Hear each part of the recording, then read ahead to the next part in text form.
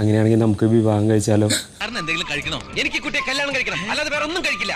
ശരിക്കും പറ, എന്ത്? ഞാൻ ചോദിച്ചതിന് ഉത്തരം. ഇവിടെ ഇപ്പൊ ആരുമില്ല, ആരും കാണില്ല. വേഗം പറഞ്ഞോളൂ. എന്ത്? ഞാൻ ചോദിച്ചതിന് ഉത്തരം. എന്ത് പറയാൻ?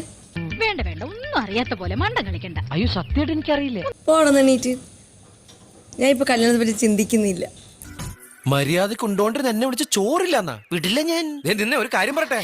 എന്താ? വിടില്ല ഞാൻ, പറയണ്ട, വിടില്ല ഞാൻ.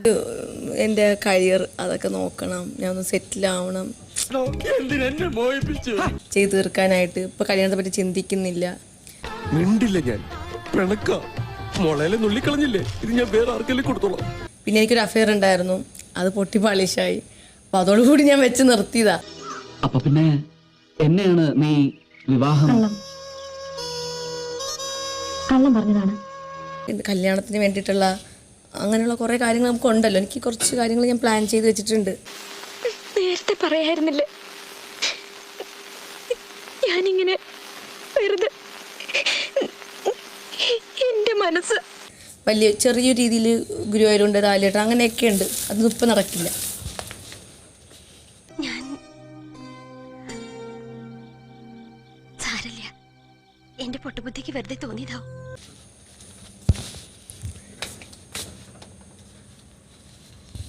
അനീഷേട്ടൻ തോറ്റി. എല്ലാവരെയും വഞ്ചിക്കുന്ന ഈ നാടകം തീർന്നാൽ ആമി എനിക്കൊരു കാര്യം പറഞ്ഞു തരണം. എന്തായിരുന്നു എന്റെ വേഷത്തിന്റെ പേര്? കോമാളി, വിദൂഷകൻ, അല്ലെങ്കിൽ വെറും തമ്മി?